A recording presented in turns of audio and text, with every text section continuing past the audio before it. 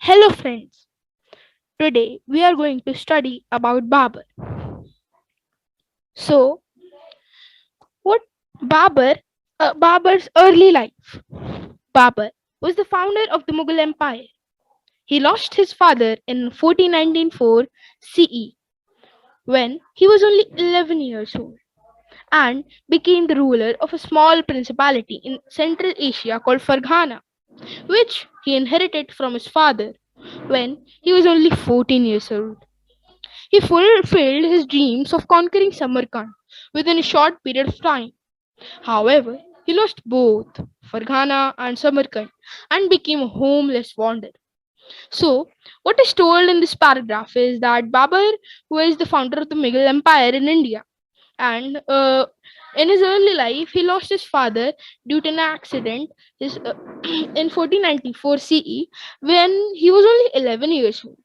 So you can understand what means it is very important, and we think like it is very difficult situation to become a king after in just 11 years old. You can think what Babur had thought in on that time. So what happened that he was ruling a small principality in Central Asia which was called Farghana. His father was ruling, so then he was made the king of Farghana. Next, what happened that he was after he became 14 years old, he fulfilled his dreams of conquering Samarkand. Means he wanted to conquer Samarkand. Means it may be his dream or what. But what happened that he eventually he started to become very strong and he eventually ruled Samarkand. But after a period of time, what happened was that he was very small and he was incapable of ruling two cities. So that's why uh, he lost both Farghana and Samarkand. Next, what happened was that he became a homeless wanderer. Continued, his extraordinary courage and determination helped him to overcome all obstacles, and he eventually became the ruler of Kabul in 1504 CE. However, all his attempts to recover Samarkand failed in 1522 CE. Daulat Khan Lodi invited Babur to invade India and help to overthrow Ibrahim Lodi, the cruel and unpopular Sultan of Delhi. It was a golden opportunity, and Babur seized it.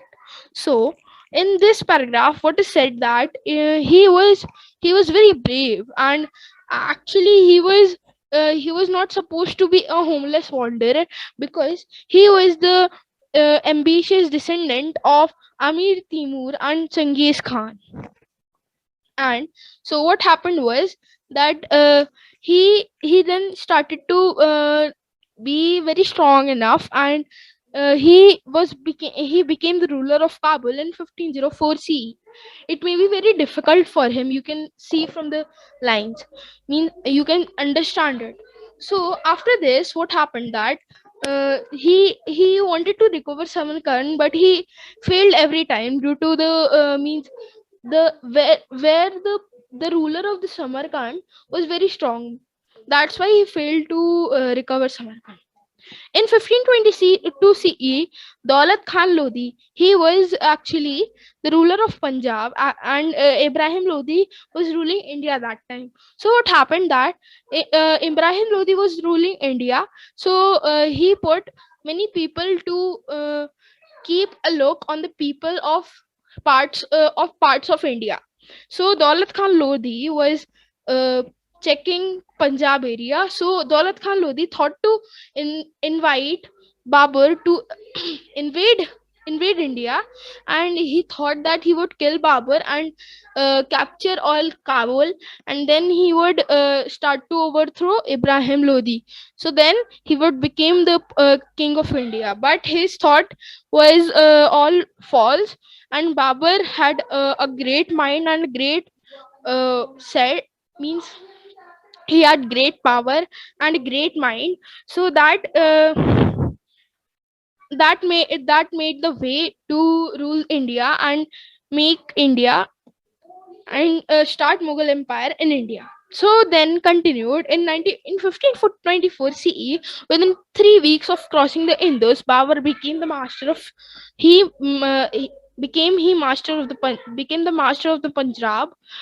He returned to Kabul to prepare for an attack on Delhi. In meantime, Daulat Khan turned against Babur and prepared to attack him. Babur invaded India the following year, defeated Daulat Khan, and marched towards Delhi. So we can see in this picture that here is Babur and he is defeating all means everyone. So what happened that in 1524 CE he was invited. Babur was invited by Daulat Khan Lodi, and what happened was that he in 3 weeks he crossed the Indus, and then he means he captured all the Punjab area. And what happened that Babur became the master of Punjab.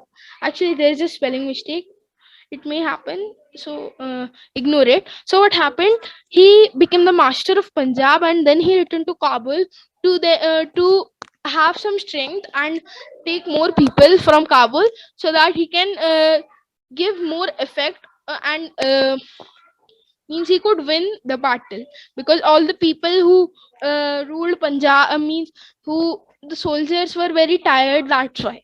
So next what happened that he was in Kabul, and when he came from Kabul to Delhi, he was coming for he was preparing for an attack on Delhi. In the meantime, Daulat Khan turned against Babur. Means Daulat Khan wanted to kill Babur, and then kill all and also take Babur's the things Babur had, and then he would then turn against Ibrahim Lodi and kill him. So what happened that he but his thought but Daulat Khan Lodi's thoughts were false, and what happened that Babur killed Daulat Khan Lodi and invaded India and defeated and started to invade India and march towards Delhi. Now what happened? Now the battle comes of first battle of Panipat. So in the it was far fought. First battle of Panipat was fought in Panipat, in the city Panipat, and it was a barren area. And what happened that Babur and Ibrahim Lodi came face to face at Panipat in 1526 CE. Ibrahim's large army was no match for Babur's small, disciplined, and loyal army with its excellent cavalry and fine artillery. Babur was a born leader, as I said, because he was a descendant of Amir Timur and Chengiz Khan. Chengiz Khan was a very strong and he was very cruel ruler. So what happened next was uh, within a few hours, Ibrahim's army was routed. By evening, Ibrahim and 15,000 of his soldiers lay dead on the battlefield. Now, we can see that Babur always had a very great cavalry and artillery and fine artillery. What he did was the gunpowder. He spread gunpowder in the routes, and what happened when soldiers came, he lit the fire and all the gunpowder bursted. So what happened that all the soldiers of Ibrahim Lodi started to die. So and what happened was also that Babur had a very strong and disciplined army, and they were very good. Means the soldiers were very good to Babur, that's why. Next continued the next battles were the Battle of Khanwa. The Battle of Khanwa was fought near the village of Khanwa in Bharatpur district of Rajasthan. On March 16, 1527, it was fought between the forces of first Mughal Emperor Babur and the Rajput forces led by Rana Sanga of Mebar after the Battle of Panipat. So in this, what happened that Battle of Khanwa it was happened in 1527 CE. The Rajput Confederacy under Rana Sanga, he was a hero of 100 battles. He was the king of Mewar. He clashed his armies clashed with Babur's army at Khanwa, a village near Agra. The Rajputs fought with desperate valor and courage, but Babur won the battle with his superior artillery and cavalry. So what happened was that actually Raj means Babur won battles because of his fine artillery and cavalry. Every time it is mentioned in the first battle of Panipat also, and the battle of Khanwa also it is mentioned. Now we come to battle of Chanderi.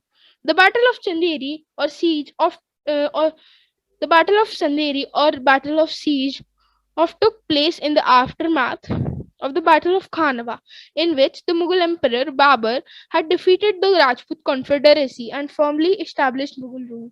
So, uh, in Battle of Khanwa, we read that Rana Sangha, the hero of 100 battles, was very strong and he was considered as the most strongest of the Rajputs. So, what happened was that after controlling this Khanwa, it was said that Babur was no means Babur was very stronger than the all the people of Rajputs. So then he came next to Battle of Chanderi, and in this battle, there was a fight between Medini Rai and means a queen under which ruled Malwa. Her name was Medini Rai, and he fought the battle and he became the king after means then what happened that all the Rajputs were under control of Babur and Mughal Empire took place.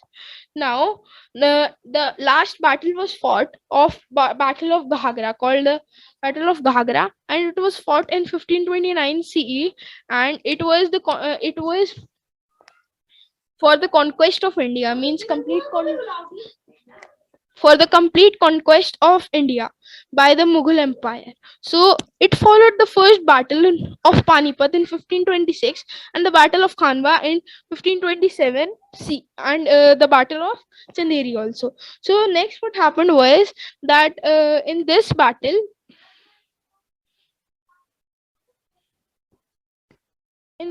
what happened was that the rebellious Afghans in Bihar and Bengal posed a threat to Babur's authority in 1529 CE.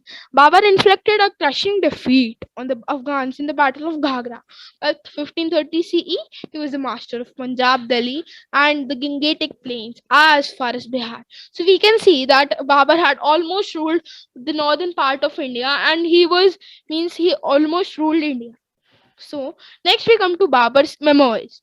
Now, what in this? It is the I mean, last subtopic. So Babur's memoir is actually Tuzak-e-Baburi.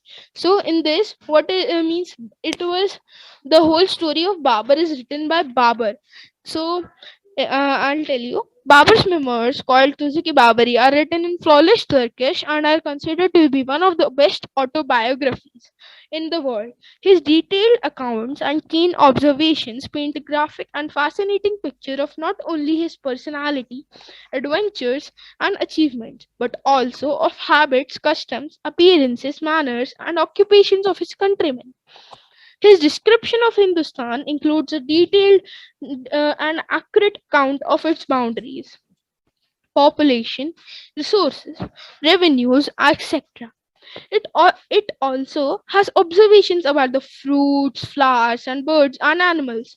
Babur's memoirs are an invaluable source of information of India during his times. During the reign of Babur's grandson Akbar, the Tuzak-e-Baburi was translated into Persian.